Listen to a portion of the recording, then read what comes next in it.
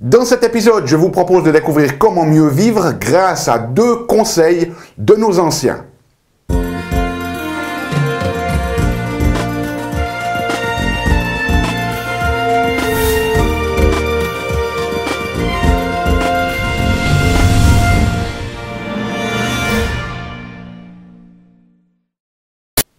Parce que la vie est bien trop magique pour être petite et que nous avons tous besoin d'une prescription pour grandir en conscience et faire que nos rêves dévorent notre vie. Bonjour, je suis le Dr Yannick Pauly. Bienvenue à un nouvel épisode d'Une Grande Vie. Vous le savez, dans cette émission, je vous propose chaque semaine des conseils, des stratégies pratiques pour grandir en conscience, qu'elles soient d'ordre physique, émotionnel, psychologique ou spirituel, parce que c'est cette conscience qui est au cœur d'une vie pleinement vécue et de notre évolution en tant qu'être humain. Alors cette semaine, ce que j'ai eu envie de faire, c'est de partager avec vous 2 conseils qui sont tirés de la sagesse, si vous voulez, de nos seniors, de nos anciens. Et c'est en fait tiré d'un ouvrage d'un chercheur qui s'appelle John Leland, qui a écrit un livre qui s'appelle « Happiness is a choice you make ». Le bonheur est un choix que vous faites. Et en fait, ce que John Leland a fait, c'est qu'il a passé une année de sa vie avec des seniors, c'est-à-dire des personnes très âgées de notre société. Et l'une des particularités de sa démarche, c'est qu'il n'a pas passé du temps avec les personnes qui étaient, vous savez, les petits vieux aigris, genre Tati Daniel, hein, ou les personnes âgées qui développaient de la démence ou des maladies d'Alzheimer, mais il a passé du temps avec ces anciens, ces seniors, si vous voulez, qui débordaient encore de vitalité jusqu'à un très vieil âge. Et il en a ressorti un certain nombre de principes au travers de ces observations. Et aujourd'hui, j'aimerais partager 2 conseils qui sont vraiment très applicables pour nous. L'avantage en fait de ces anciens, c'est qu'ils ont vécu ce que nous avons vécu, hein, et par contre, nous n'avons pas vécu ce qu'ils ont vécu. Donc, le vieillage, c'est un petit peu la dernière limite de notre vie, si vous voulez, et je pense que les conseils qu'ils peuvent nous donner, eh bien, vont vraiment nous aider si nous n'attendons pas d'arriver à leur âge pour s'en rendre compte, en prendre conscience, mais en avoir conscience maintenant et les mettre en pratique dans notre existence. Alors, il y a une chose très intéressante qui est ressortie des observations du docteur Leland, c'est que la grande majorité des personnes âgées avec qui, ou des seniors avec qui il a interagi, plus de 80% de ces personnes-là, en fait, avaient une décadence physique, c'est-à-dire qu'au niveau physique, leur corps était en train gentiment de les lâcher. La grande majorité d'entre eux, en fait, avaient des problématiques physiques chroniques, des maladies, mais paradoxalement, lorsque des tests psychologiques étaient faits chez ces personnes âgées, eh bien, en fait, comparé à des jeunes, ces personnes âgées, elles avaient le même nombre d'émotions positives qu'une population plus jeune pourrait avoir de manière générale. Elles avaient moins d'émotions négatives et elles avaient aussi plus de ce qu'on appelle des émotions mixtes. Les émotions mixtes, c'est en fait simplement accepter que, voilà, on a certaines émotions négatives, que l'on n'aime pas toujours ce qui se passe, que l'on n'aime pas toujours la manière dont on se ressent, mais que ça fait partie de la vie et que cela ne nous empêche pas d'être heureux. Donc, ce qui était intéressant dans cette population, c'est finalement, malgré le fait que physiquement ils étaient en train de se dégrader, eh bien, ils avaient tout autant d'émotions positives et ils acceptaient finalement leur situation, que cette dégradation physique ne les empêchait pas d'être heureux. Donc on voit qu'il y a un choix conscient en fait, ou inconscient peut-être pour certains, mais un choix d'être heureux. Et une chose qui est très intéressante aussi chez les personnes âgées qui maintiennent une bonne santé, mettons, psychologique, malgré leur dégradation physique, eh bien, c'est qu'il y a des études qui ont été faites, notamment au niveau de leur cerveau. Alors ça, c'est pas directement issu des travaux de John Leland, mais d'autres chercheurs. Et ce qui est intéressant, c'est qu'au niveau de notre cerveau ici, on a une zone ici au centre que l'on appelle l'amygdale. L'amygdale, c'est vraiment le centre émotionnel, si vous voulez. Et dans les études, eh bien, cette amygdale, on peut observer son activité. On peut mettre une personne dans un IRM fonctionnel et on peut lui montrer des images positives et des images négatives. Et puis en fait, cette amygdale, elle va s'activer en fonction des images que l'on voit.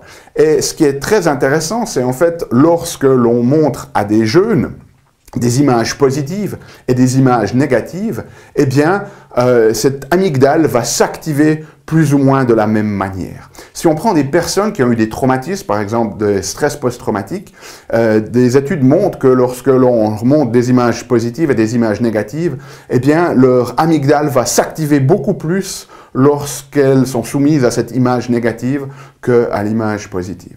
Eh bien, chez les seniors qui restent fonctionnels avec l'âge, ce qui est très intéressant, c'est lorsque l'on leur montre ces images, eh bien, les images positives et les images négatives, leur amygdale, elle, va s'activer beaucoup plus aux images positives. C'est-à-dire qu'elle est devenue sensible au bon côté des choses, si vous voulez, par rapport à une personne qui a été traumatisée, où elle devient sensible ou vigilante à l'aspect négatif des choses. Et en cela, la réaction de l'amygdale de ces personnes est très semblable à l'amygdale, la réaction de l'amygdale des personnes qui ont fait de la méditation sur le long terme. Donc c'est très intéressant de voir à quel point, finalement, chez ces seniors qui restent fonctionnels très tardivement dans leur âge, eh bien, finalement, il y a des changements qui sont opérés au niveau de leur système nerveux qui font qu'ils ont cette orientation de pouvoir se focaliser sur le positif, ce qui va à l'encontre, en fait, de ce biais négatif que notre système nerveux a initialement, qui est lié à l'évolution. Je ne vais pas entrer dans les détails. Donc, qu'est-ce qu'on peut retirer de nos anciens? Eh bien, 2 conseils.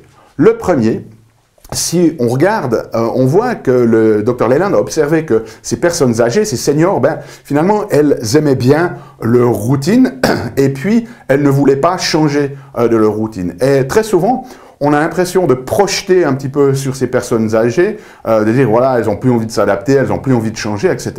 Mais en fait, la réalité que le Dr Leyland a pris conscience, c'est que ces personnes-là, elles continuent de faire leur routine, elles restent dans leur routine parce que leur routine les rend heureux. Okay? Donc, ce qu'elles ont fait, c'est qu'elles en sont arrivées à cette routine-là par élimination. Au fur et à mesure de leur vie, elles ont commencé d'éliminer ce qu'elles n'aimaient pas faire pour arriver finalement à une routine qui les fait se sentir comblées, qui les fait se sentir épanouies malgré leur âge. Et un des aspects de ces personnes âgées, c'est que finalement leur temps, il est limité. Donc elles n'ont plus le désir d'explorer des choses qui potentiellement ne leur apportent rien. Donc elles se basent en fait sur une fondation solide. Alors que nous, les plus jeunes, vu qu'on a encore beaucoup de temps devant nous, enfin du moins on l'espère, vu qu'on a encore du temps devant nous, on est prêt à essayer de nouvelles choses et parfois ces nouvelles choses, elles ne nous satisfont pas, elles ne nous comblent pas, elles ne nous épanouissent pas. Donc finalement, c'est bien, nous allons pouvoir les éliminer aussi, mais nous avons perdu ici du temps dedans.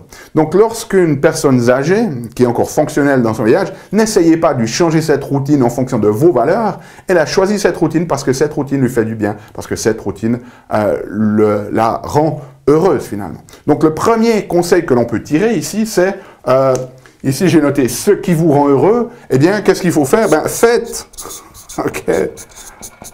ce qui vous rend heureux. S'il y a des choses qui vous rendent heureuse, ne perdez pas de temps à essayer des nouvelles choses, faites-les ces choses-là. Et très souvent, on ne se donne pas l'autorisation de faire ce qui nous rend heureux. Donc si vous avez découvert quelque chose qui vous rend heureux, eh bien faites-le, et faites-le de plus en plus régulièrement. Et au travers de cette notion de faire ce qui nous rend heureux, ce que le Dr Leyland a aussi découvert, c'est le travail d'autres chercheurs aussi, c'est que en fait, les populations plus jeunes, elles vivent dans une espèce de heureux si seulement. Je pourrais être heureux si seulement j'avais ce travail, je pourrais être heureux si seulement je passais mes examens, je pourrais être heureux si seulement je gagnais tant d'argent, je pourrais être heureux si seulement j'avais le couple idéal, etc., etc. Et dans cette notion-là, en fait, ce qu'on voit, cet heureux si seulement, eh bien, c'est qu'on est heureux que si les circonstances sont cohérentes avec l'idée qu'on se fait de ce que la vie devrait être. Donc on devient dépendant de ces circonstances extérieures et on n'est pas capable de générer ce bonheur qui vient de l'intérieur. Et comme l'a dit Leyland dans son titre de son livre, le bonheur est un choix que l'on fait. Okay? Et les personnes plus âgées, nos seniors, eux, eh bien ils ont tendance à vivre dans la notion de heureux malgré. Okay? Oui, ils ont mal, oui, ils ont des maladies, oui, ils ont un corps physique qui se dégrade, mais ça ne les empêche pas d'être heureux. Oui, la vie est parfois difficile, mais ça ne les empêche pas d'être heureux. Donc, il y a l'acceptation que la vie, elle est faite de ces deux polarités, de choses qui nous remplissent et qui nous épanouissent, et de moments beaucoup plus difficiles, et que finalement, c'est les deux qui sont nécessaires pour nous faire grandir et vraiment nous faire découvrir et nous reconnecter avec notre pleine humanité. Okay? Donc ça, c'est très très important. Donc, premier principe, faites ce qui vous rend heureux, et puis réalisez que voilà, la vie, il n'y a pas que des bons moments, mais c'est pas parce qu'il y a des moments difficiles, c'est pas parce qu'il y a des moments traumatisants que ça nous empêche d'aller à l'intérieur pour générer ce bonheur. Et puis, le deuxième élément que le docteur Leland a découvert, c'est que ces personnes qui restent très fonctionnelles, malgré leur grand âge, eh bien, elles ont investi dans leur fonds de retraite. Alors, on investit tout dans un fonds de retraite financier pour notre retraite, mais vous allez voir que ces personnes-là, elles ont investi dans un autre type de fonds de retraite, et ce fonds de retraite-là, ça a à voir avec les relations humaines. Il y a énormément d'études qui montrent que plus vous êtes entouré socialement, au niveau familial, etc., le plus ça va vous protéger, le plus vous allez vivre longtemps. Maintenant, ces personnes-là, ces personnes âgées, eh bien, au travers de leur vie, elles ont développé ce que les chercheurs appellent une gérotranscendance, c'est-à-dire qu'elles sont de moins en moins intéressées à tout ce qui devient matériel et de plus en plus intéressées au monde intérieur et au monde de ces relations. Par contre, les relations humaines peuvent aussi être difficiles. On est très certainement réalisé que peut-être de temps en temps il y a des clashs avec des personnes, ou alors qu'elles vous pourrissent la vie, ou qu'elles vous bouffent, ou qu'elles sont toxiques. Et en fait, ce qui est intéressant chez ces personnes qui vivent longtemps, c'est que oui, elles ont investi dans un fonds de retraite relationnel, c'est-à-dire qu'elles ont non seulement investi financièrement, mais elles ont mis du temps et de l'énergie et leur attention sur le fait de développer des relations, mais pas n'importe quelle relation, des bonnes relations. Okay? C'est-à-dire qu'au travers de leur vie, elles n'ont pas hésité à éliminer les mauvaises pommes, si vous voulez. On dit, dans un panier, si une pomme commence à pourrir, ça va se transmettre à toutes les autres pommes. C'est la même chose dans les relations humaines. Si vous avez une personne toxique, eh bien, n'hésitez pas à la laisser sortir de votre vie. Et c'est ce qu'ont fait ces personnes âgées, c'est qu'au travers de leur vie, elles n'ont pas hésité à laisser sortir de leur vie les personnes qui n'étaient pas bonnes pour elles, qui ne les tiraient pas vers le haut, les personnes toxiques, qui sapaient leur énergie, si vous voulez, et pour, au fur et à mesure, eh bien, développer un cercle relationnel qui est bon pour elles. Okay? Donc voilà, pour résumer, ce qu'on peut retirer des travaux de Leland et de nos anciens, deux principes: faites ce qui vous rend heureux. Lorsque vous découvrez quelque chose qui vous rend heureux, faites-le plus fréquemment dans votre vie. Gardez aussi à l'esprit que ça fait partie de la vie d'avoir des moments difficiles, mais que cela ne doit pas nous empêcher d'être heureux. Et finalement, investissez non seulement dans votre fonds de retraite financier, mais aussi dans un fonds de retraite relationnel. Investissez du temps dans les relations et n'hésitez pas à être sélectif, à n'inviter dans votre vie que les personnes qui vous tirent vers le haut et d'éliminer les mauvaises pommes, de laisser sortir de votre vie les personnes qui sont toxiques. Laissez-moi savoir si ces conseils vous sont utiles. Nous, on se retrouve dans une semaine. D'ici là, souvenez-vous, aimez la vie, émerveillez-vous et surtout, contribuez chaque jour un petit peu plus. Salut, c'est Yannick. Alors, t'as aimé cet épisode? Sais-tu que tu peux rester connecté et même approfondir le sujet en faisant 3 choses? La première, tu peux t'inscrire à mon compte YouTube. De cette manière, tu seras informé des prochains épisodes. La deuxième chose que tu peux faire, c'est approfondir le sujet grâce à ce DVD, les 7 clés d'une grande vie. Il est complètement gratuit. C'est le DVD d'un atelier que j'ai fait de 2 heures environ qui explique les bases de la méthodologie et qui vous donne des exercices pratiques dans la méthodologie Une grande vie. Donc il est gratuit. Tout ce que tu as à faire, c'est cliquer sur le lien. Et troisième chose, je t'invite à me rejoindre sur mon blog où tu trouveras la transcription de cet épisode et aussi où tu peux t'inscrire, laisser ton email afin que je puisse t'envoyer les prochains épisodes. Donc moi je t'invite vraiment à recevoir ce DVD puisqu'il est gratuit. À bientôt.